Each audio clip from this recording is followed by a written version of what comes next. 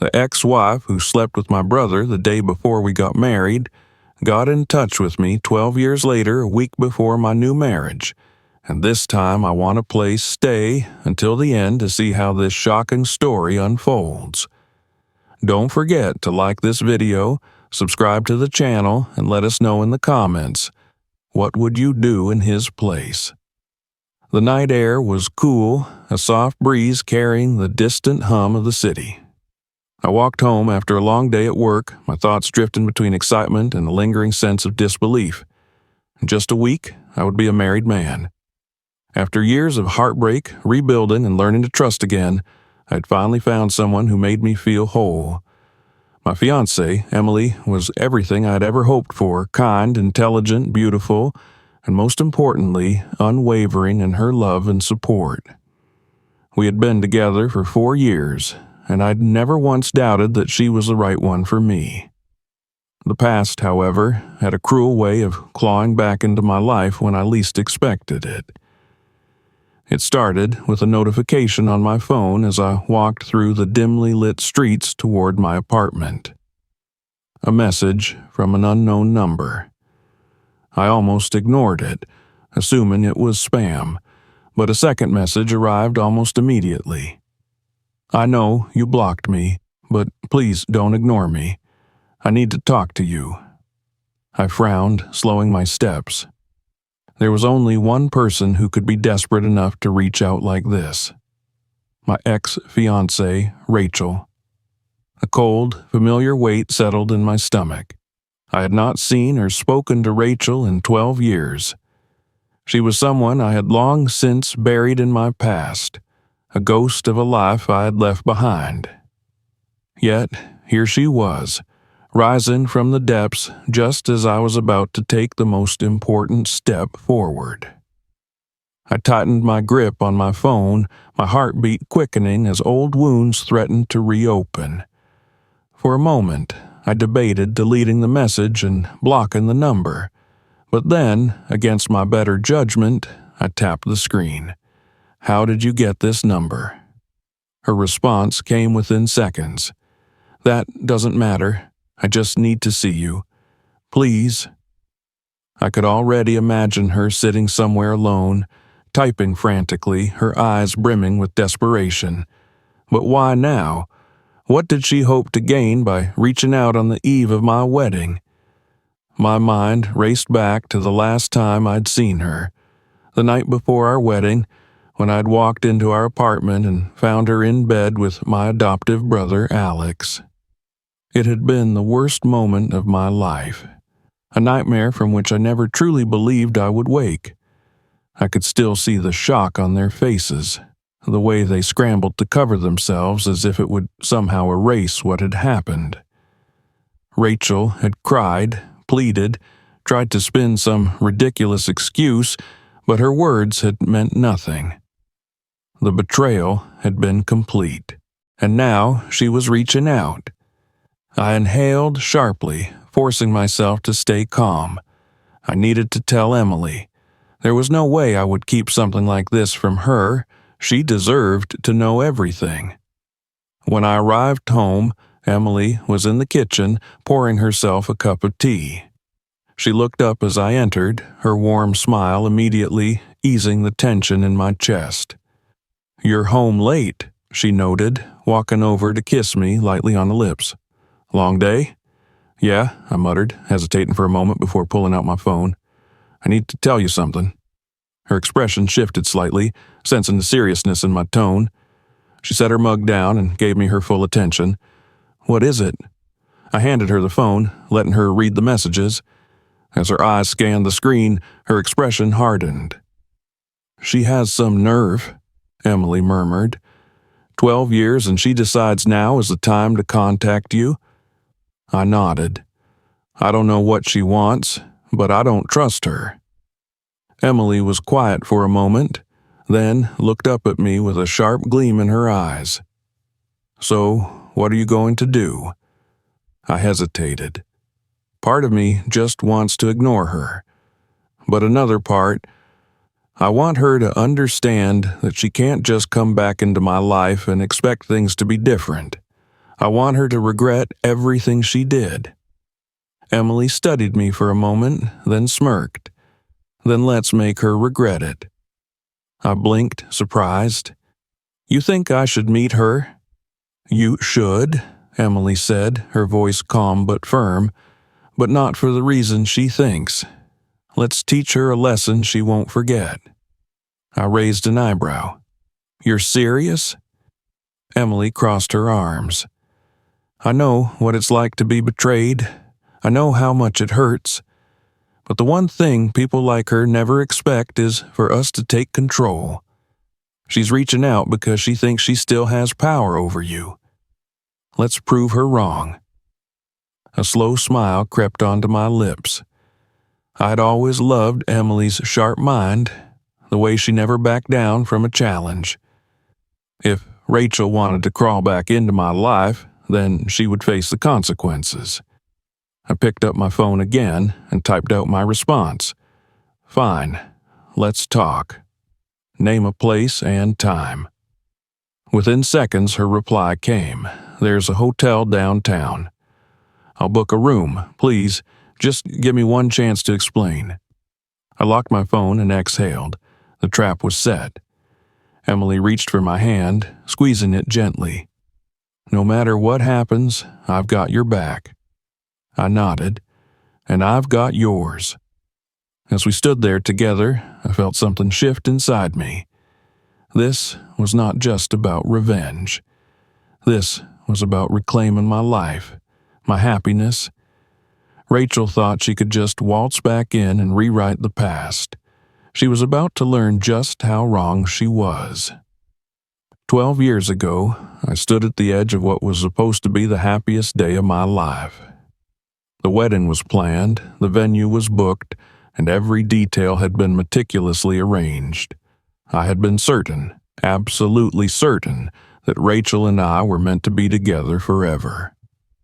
My family adored her, my friends admired our relationship, and I was convinced that nothing could ever tear us apart. That illusion shattered in a single night. Rachel had insisted that we spend the night before the wedding apart. She called it a tradition, saying it was bad luck for the bride and groom to sleep in the same place before the ceremony. I hadn't questioned it. I wanted her to have the wedding she dreamed of, and if it meant following some old superstition, I was happy to oblige. I checked into a hotel that evening, ready to wait for the moment I would see her walk down the aisle. But then I realized I had forgotten my shoes. It was such a trivial thing, but in hindsight, I sometimes wonder if fate had orchestrated it all. If I hadn't gone back to the apartment, I would have married her without knowing the truth. I would have walked into a life built on lies. I remember the eerie silence when I stepped into the apartment. Rachel always left a light on in the living room if she was home alone, but the place was dark. A strange feeling crept up my spine as I walked toward our bedroom, my heart pounding harder with every step. And then I saw them. Rachel, my adoptive brother, Alex. Together, in our bed. For a few agonizing seconds, I couldn't move. My brain refused to process what my eyes were seeing. They were tangled in each other, too caught up in their betrayal to notice me standing there. When they finally did, Rachel gasped and scrambled to cover herself, while Alex swore under his breath and turned away. Everything inside me went cold. My entire world crumbled in an instant. Rachel started crying, reaching for me with trembling hands. It's not what it looks like," she stammered. Alex sat on the edge of the bed, rubbing his face in frustration. "Look, man, I didn't mean for this to happen." I wanted to hit him. I wanted to destroy him. But I was frozen, my mind a whirlwind of emotions. Anger, heartbreak, disbelief. Rachel kept talking, her voice thick with desperation. It was a mistake. I was just scared, okay? The wedding, it was so much pressure, and I didn't know how to handle it." I clenched my fists, my nails digging into my palms. "So, you handled it by sleeping with my brother?" My voice was hollow, barely above a whisper. Tears streamed down her face. "I wasn't thinking. I needed to feel something different. I needed to be sure." Something inside me snapped.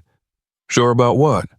She hesitated, and then, with a shaken breath, she looked me in the eye and said the words that would haunt me for years.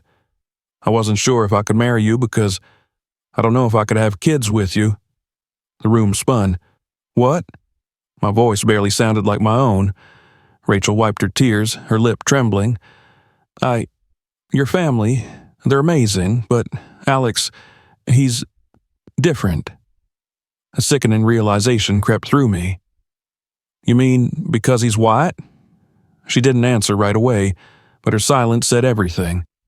"I'm not saying I don't love you," she whispered. The world is cruel.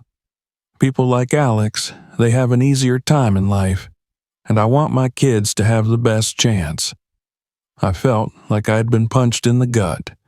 All this time, I had loved her. I had given her everything, and she had been measuring my worth against my adoptive brother's skin color. I couldn't breathe.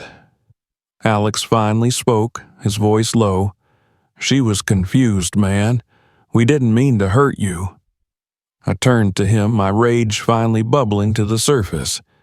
"You knew how much she meant to me, and you still did this?" He had the audacity to look guilty. "I swear, it just happened." I stared at them, feeling something inside me break. Without another word, I turned and walked out. Rachel screamed my name, but I didn't stop. I didn't know where I was going. I didn't care. The wedding was over. By the time I got to my hotel room, my phone was flooded with messages. Rachel's desperate apologies, Alex's pathetic attempts at justification, my parents' confusion, wondering why I wasn't at home. I didn't respond to any of them. I spent that entire night staring at the ceiling, the weight of betrayal suffocating me. By morning, I had made my decision. Rachel was gone from my life forever. I canceled everything, the wedding, the reception, our future. And when my parents found out what Alex had done, they disowned him. He left the country not long after, running from the shame. I never saw Rachel again, until now. The message from Rachel lingered in my mind like a poisonous whisper. Even though I had already decided what I was going to do, there was still a part of me that couldn't believe she had the audacity to reach out. She had shattered my life once, and now, after 12 years of silence, she thought she could just reappear and pretend as if nothing had happened. But this time, I wasn't the same man I had been back then. This time, I had the power. I arrived at the hotel exactly at the time we had agreed upon. The moment I walked through the lobby, I felt a strange sense of detachment, as if I were watching the scene unfold from the outside. I wasn't here for closure. I wasn't here to reconcile. I was here to make sure Rachel understood that she had lost the right to have any part in my life. Rachel had booked a suite on the 7th floor. I took the elevator up, keeping my expression unreadable. When I knocked on the door, I heard hurried footsteps from inside before the door swung open. And there she was. For a moment, I barely recognized her. Time had changed her. Her hair was styled differently, her face carried traces of age, but her eyes were the same deep brown that once held my entire world. Now they looked at me with desperate hope. "Hi," she breathed, stepping aside to let me in. I walked inside without a word, my expression cold, my posture controlled. The room smelled of expensive perfume, a scent I once found familiar. Rachel closed the door behind me and turned, her fingers twisting together nervously. I didn't think you'd actually come," she admitted, giving me a small, hesitant smile. I studied her for a moment. There was a time when that smile would have melted every wall I put up, but that time had passed. You said you needed to talk, I said flatly. So talk. She let out a shaky breath and gestured toward the couch. Can we sit? I didn't move. I'm fine standing. She hesitated before nodding, folding her arms around herself. I don't even know where to start, she admitted. I've wanted to reach out for years, but I didn't know how. I wasn't sure you'd even read my messages. I blocked you for a reason, I reminded her. So, why now? Rachel's expression faltered. I heard about your wedding. A friend of mine told me. My jaw tightened. Of course. There were still people in our old social circle who hadn't completely cut ties with her. I should have expected this. I don't know what you expect me to say, I continued. Did you think I'd call off my wedding just because you messaged me? Her breath hitched and she glanced away. I don't know what I thought. I had to try. My patience was wearing thin. Try what, Rachel? She looked at me then, and for the first time I saw real emotion behind her eyes. Pain, regret, something bordering on desperation. I wanted to tell you that I never stopped loving you, she whispered. I know I ruined everything. I know I made the biggest mistake of my life. But I swear to you, what happened that night, it wasn't because I didn't love you. I clenched my fists, barely keeping my composure. You cheated on me the night before our wedding with my brother. Rachel flinched. I was confused. I was scared. Scared of what? I snapped. She swallowed hard, her shoulders trembling. Scared of what it meant to marry you. Scared of what it meant for my future. Scared that... She bit her lip, as if regretting the words before they even left her mouth. But I already knew. Scared that you'd have to spend the rest of your life with someone who looks like me, I finished for her. Tears welled up in her eyes. It's not that simple. It's exactly that simple, I said coldly. You chose him over me because he fit the image of what you thought your life should be. You cared more about how your children would look than about the man who gave you everything. A tear slid down her cheek. I was stupid, she whispered. I was young. I thought I had time to figure things out. But after I lost you, I realized I'd already found the best thing in my life, and I threw it away. I let out a slow, steady breath. You don't get to say that now. Rachel shook her head rapidly. I know I don't deserve forgiveness, but please, just tell me, is there even the smallest part of you that still loves me? The room was silent except for the sound of her uneven breathing. And then, just as I had planned, there was a knock at the door. Rachel frowned, confused, but before she could react, I moved past her and opened it. Emily stepped inside first, her eyes meeting mine with a knowing look. Behind her followed my best man, my groomsmen, and the rest of the wedding party. Each of them wore identical masks with Alex's face printed on them. Rachel's breath caught in her throat. What is this? No one answered. Instead, my best man placed a cake on the table. A custom-made cake with Alex's picture on top. Rachel paled. Her gaze darted between me and the people in the room, realization dawning in her expression. No, she whispered, shaking her head. You're making fun of me. Emily folded her arms. Consider it a farewell gift. Rachel turned to me, her eyes wide with horror. You planned this? I met her gaze without flinching. You deserved worse. Tears spilled down her cheeks. How could you do this to me?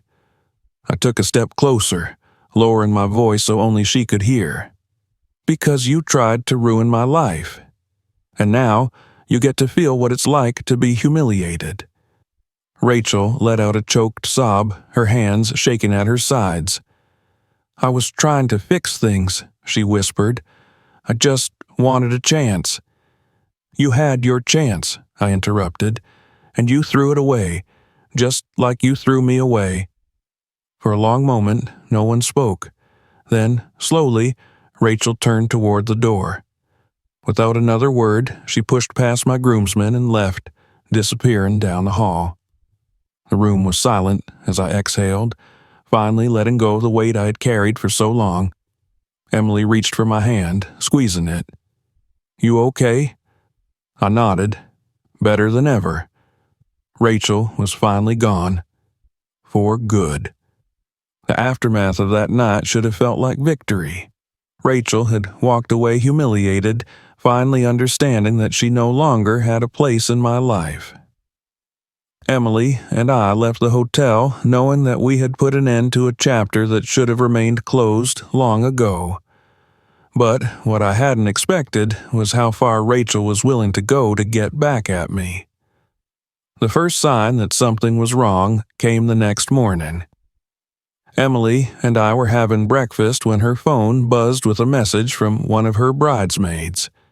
She frowned as she read it, then looked up at me.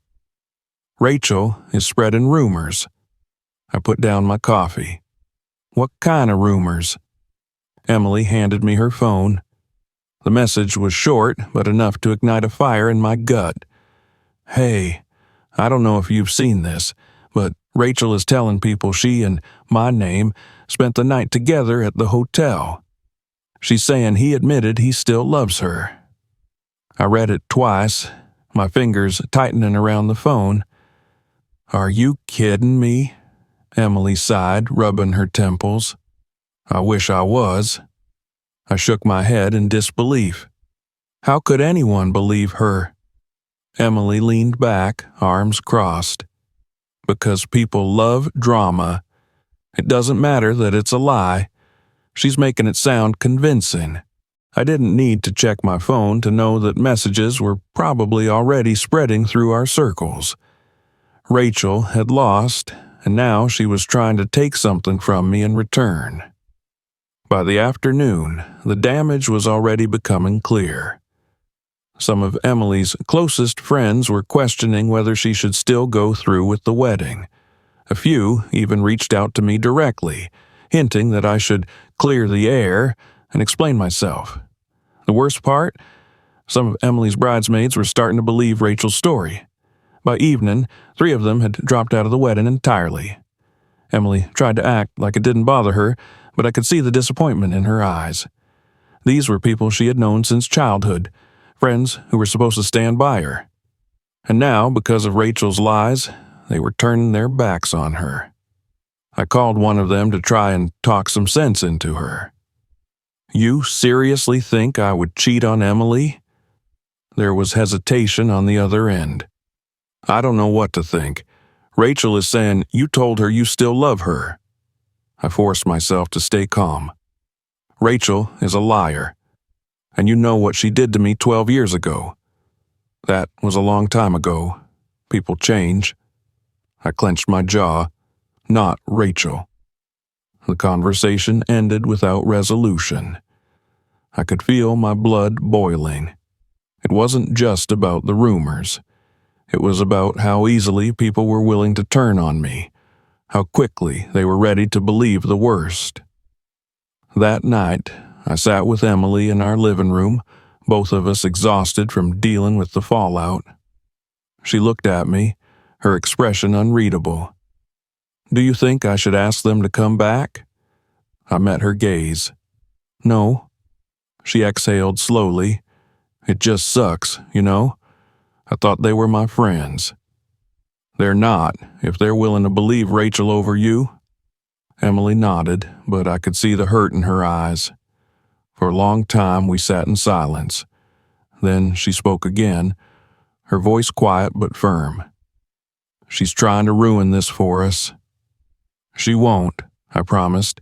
"I won't let her." Emily turned to face me fully. "What if she doesn't stop? What if she keeps pushing?" I hesitated, then reached for my phone. Then I'll end this myself. I wasn't going to let Rachel win. Not this time. 2 nights before the wedding, the tension was still lingering in the air. Rachel's lies had already cost Emily some of her closest friends, and though my fiancé tried to act like it didn't bother her, I could tell it did. I had spent the entire day reassuring her, reminding her that the only people who truly mattered would be there for us. I wanted to believe that Rachel had finally run out of ways to interfere with my life, but I was wrong. It was late when the knock came at the door. Emily and I were curled up on the couch, trying to enjoy a quiet evening together. At first, I thought it was just a package delivery or one of the groomsmen stopping by unannounced, but when I opened the door, my blood ran cold. Rachel stood there, holding 2 suitcases, her expression eerily calm. Her eyes locked onto mine, and then she stepped forward, pushing past me into the house before I could react. "I'm home," she said softly. Emily was on her feet in an instant.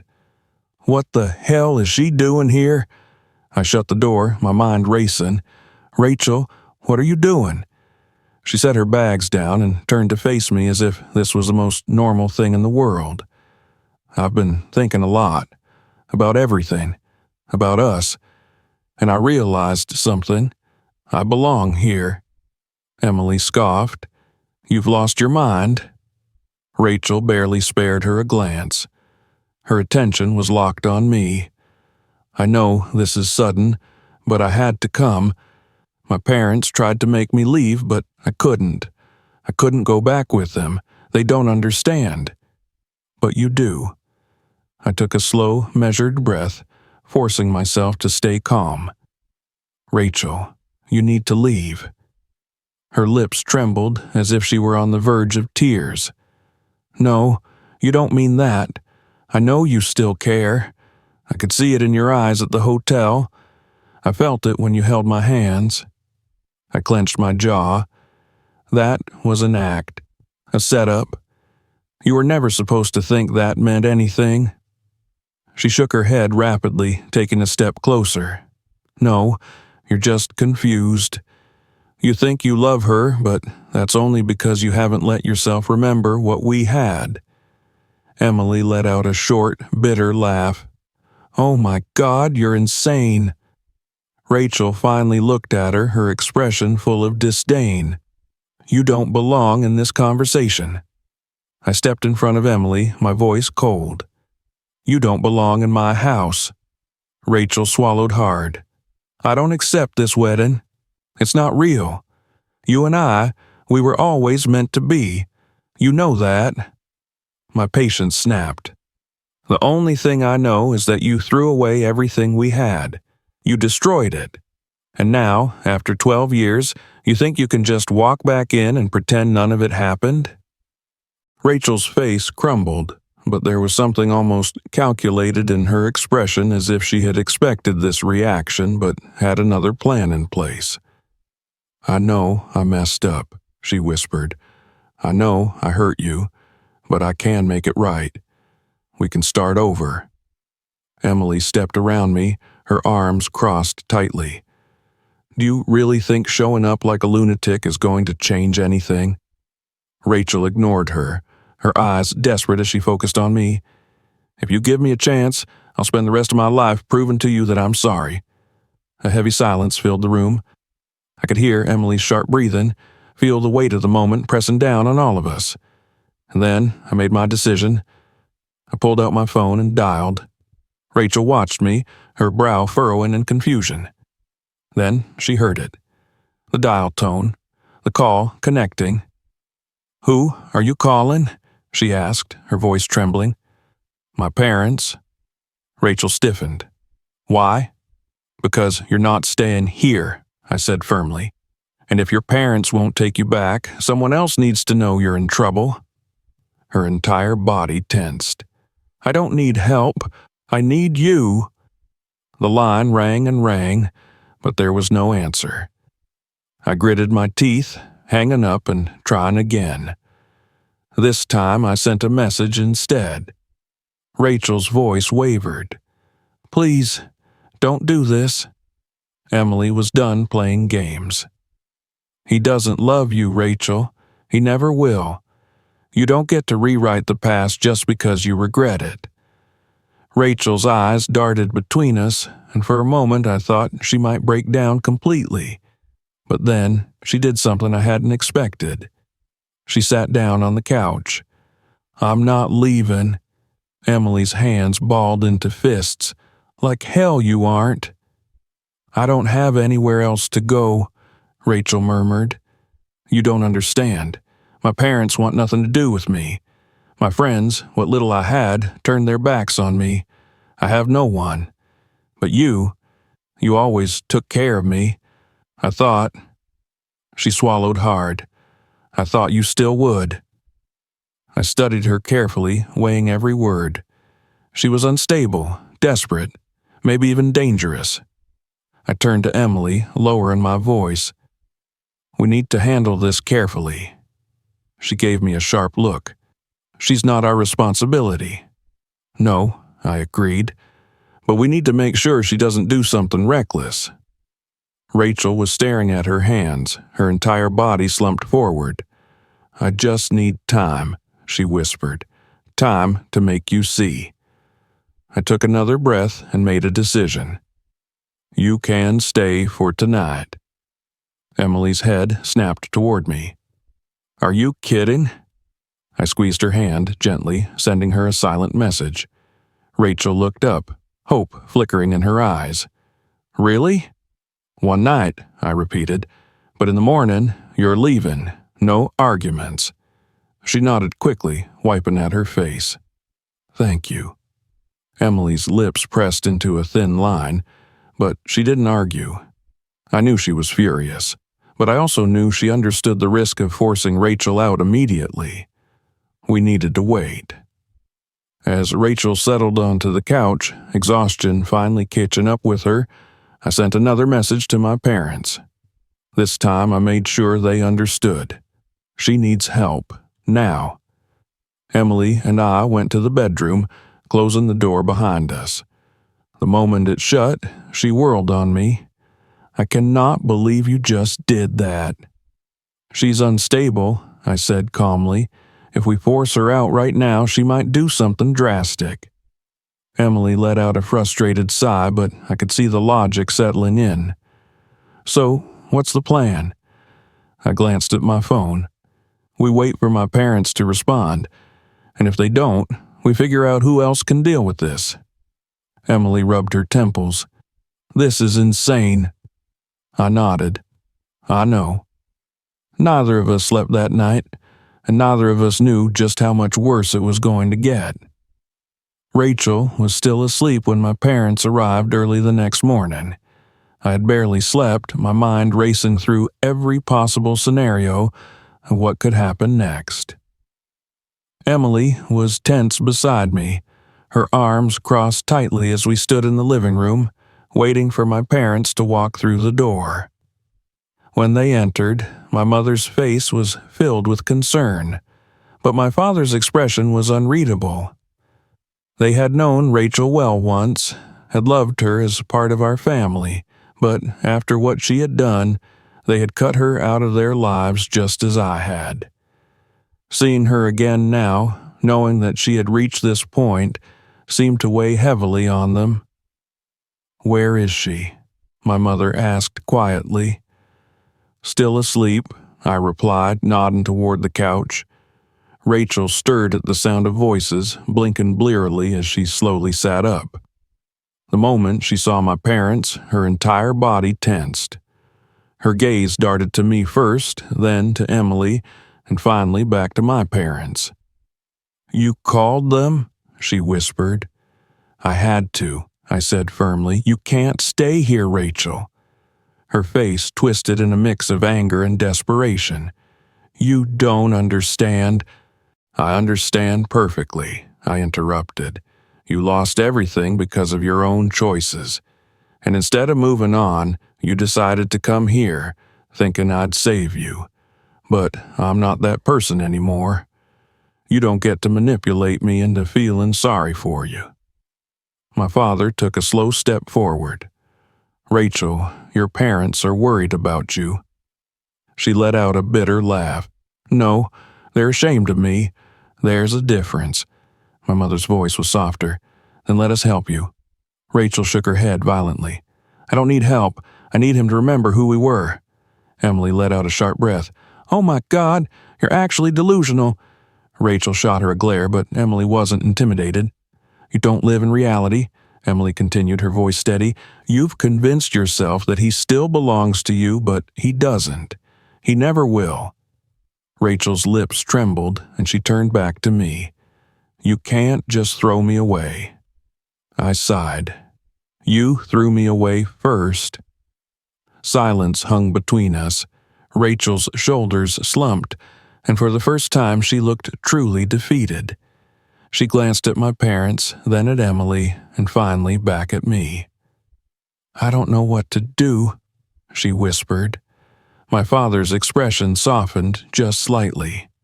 "You need to go home, Rachel." She let out a shaky breath as if she were finally accepting the truth. Her voice caught, and she closed her eyes for a moment before nodding. "Okay." Emily and I exchanged a glance. I didn't fully trust that Rachel had given up so easily, but for now, it seemed like she was willing to leave. An hour later, my parents helped her pack her things, and we all walked her to the car. She hesitated before getting in, looking at me one last time. "I'm sorry," she said, and this time I almost believed her. Then she got in the car and they drove away. Emily let out a long breath. "Finally." I wrapped an arm around her, pulling her close. "It's over." And for the first time in days, I actually believed it. A week had passed since our wedding, and for the first time in a long time, life felt peaceful. Rachel was gone. My parents had taken her back to her childhood home, and from what little I'd heard, she had finally agreed to seek therapy. I hadn't contacted her, and I had no intention of ever doing so again. The past belonged in the past. Emily and I were finally able to breathe, to focus on what mattered, each other. The wedding itself had been perfect despite the drama leading up to it. A few of Emily's former bridesmaids had refused to attend, but in the end, it didn't matter. The people who truly loved and supported us were there, and that was all we needed. When I looked into Emily's eyes at the altar, I knew without a doubt that I had made the right choice. But just when I thought Rachel was out of my life for good, a message appeared on my phone late one evening. No caller ID. "You may have won this battle, but this isn't over." My chest tightened as I read the words, my mind racing. The message wasn't signed, but I didn't need to guess who had sent it. Rachel. Emily walked into the room, immediately noticing the change in my expression. "What's wrong?" I showed her the message. She read it, then let out a frustrated sigh. "She's seriously still trying?" I deleted the message. "It doesn't matter. She has no power over us anymore." Emily studied me for a moment, then nodded. "Good, because I'm not wasting another second of my life on her." Neither was I. Rachel could play whatever twisted game she wanted, but she no longer had control over my life. She was just a ghost now, a reminder of a past that no longer defined me. I turned off my phone and pulled Emily into my arms. "Let's forget about her," I whispered. She smiled. "Already have." And just like that, I finally let go. The past has a way of creeping back when we least expect it, but in the end, we decide who stays in our lives and who becomes just a lesson learned.